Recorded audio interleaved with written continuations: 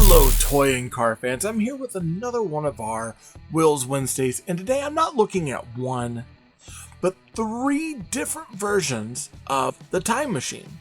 And we say the time machine, it's the Delorean time machine, but the Delorean was an actual car. The time machine was, well, a fictional piece made from a Delorean. So, you know, the DeLorean's kind of become synonymous with Back to the Future, and Back to the Future is kind of known for having the DeLorean. The time machine is known for being a DeLorean, but technically it's just called the time machine. It's Doc Brown's time machine, to be exact. Now, there's three different versions that I have here, and I wanted to take a look at all three because there's one of these, which I believe is this one, is the newest one kind of on the market, the one that I'm finding in a lot of places. And each one has a certain little bit of accuracy about it, and each one also has quite a bit of inaccuracy about it. So I figured we would take a look at them and kind of compare and contrast, you know, not only the years, but also the different parts of it. Now, this is the latest one. It came out in, let's see, this one was marketed in 2021.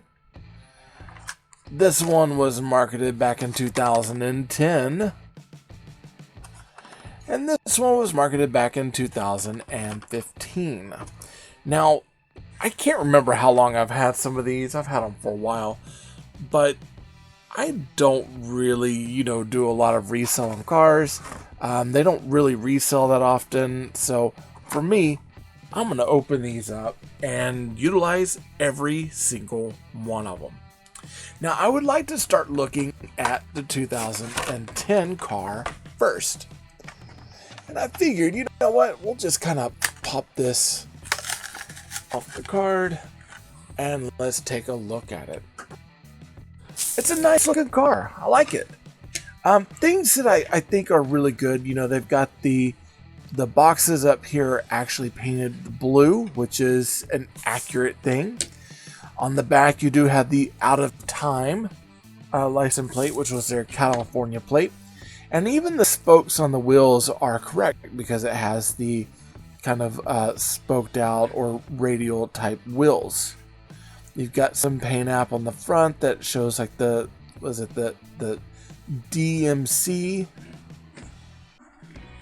And it looks nice. Things to keep in mind, the inside of the engine down here is actually kind of a gray. And you've got this portion back here that's done in a darker metal. And if I remember correctly, most of the engine work is actually a darker metal. And then this part is still fairly light, almost like a silver. And this part is also kind of a silver as well. Because if you remember, this is the first iteration of the time machine. It has the out of time. It has the nuclear battery holder here. And you've got the spoked wheels. So this is our first version in the very first movie. And I like it. It's got the blue windows, which I'm okay with. I personally like it when they do the windows as kind of a clear. I think that always looks better on cars versus the blue tint. Because I don't think this car actually had any tint on it. Just regular windows. So that's the first one. Now, let's look at the 2015 version. Now, one thing off the bat that I noticed about this is that this is obviously from the second movie, or you could say at the end of the first movie. And the reason why is because its wheels are actually molded down. If you look at the wheels on the bottom, they actually have the spokes there, so we know that it is still accurate within the spokes. This one does have the clear window, which I dig. I like the clear window. I think it looks good. The inside is actually a darker gray because they actually have it where the engine block back here is also a darker gray. And one thing that they've changed up on this one is that instead of having the nuclear stronghold, you've got the food processor that you use for fueling.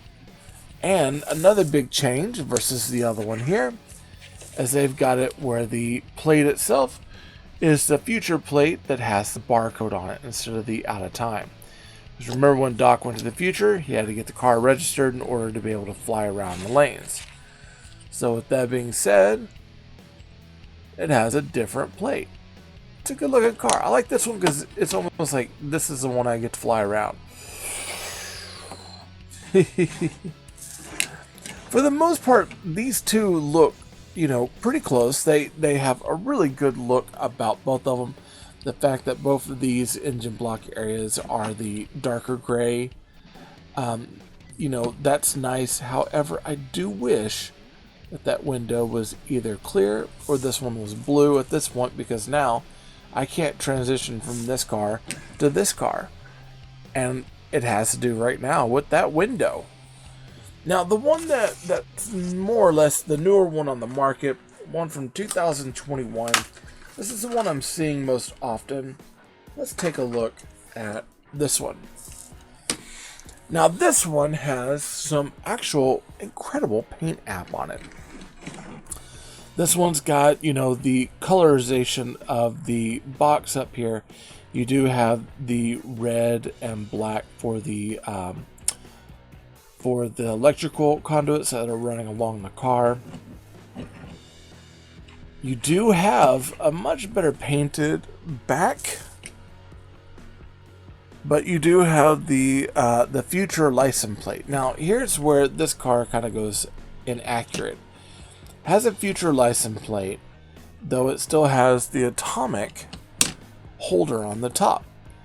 And even though these are done in the silver, which are more movie accurate, and the engine block itself is done more in the darker machining color here, this should have been, with that plate, this should have been this piece here.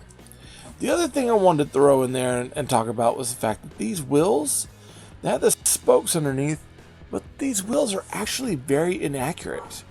They are discs, so they're not the same as the wheels of the actual car. And again, much like this version of it, this one has a blue window. Why? It's like one of those things where it's like, I prefer the clear window. I feel like the engine block of this is correct. The window of this is correct. The wheels of this are correct. So each one has a certain amount of correctness and the others do not. So all in all, I think for me, for playing with these, I would probably more or less play with these as if these were, part of a troupe of time machines that people have made, and they're having them out and available at a car show, because that's all I can think of for this one. This one has incredible and impeccable paint app, the correct wheels, the correct piece for this, if this is going to continue having this plate. So each one, they've kind of got their shtick, they got their thing. Some of them seem kind of correct, some of them don't. But all in all, I do like them. I think they're a fun looking car. This one I think is probably the most accurate, even though it doesn't have the best paint app.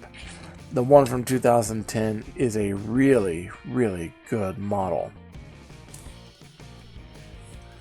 Now that's all I gotta say about the Time Machine, or 3 different versions of the Time Machine. It's one of those, I don't often see the Time Machine from Back to the Future 3 that have the red kind of train wheels on it. My kid has one which is like the Hot Wheels screen used cars, which are, they're a lot more. They're usually $5 to $6 because they're a lot more movie accurate to what's going on. But it'd be nice to have the Time Machine also with the steam engine block and the red wheels on it. I think that'd be a cool one to have in the collection, and it's definitely one I'll look for, because eventually maybe they might make another one.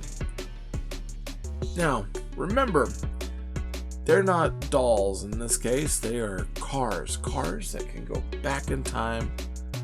Change the fact that I might have almost called it a doll.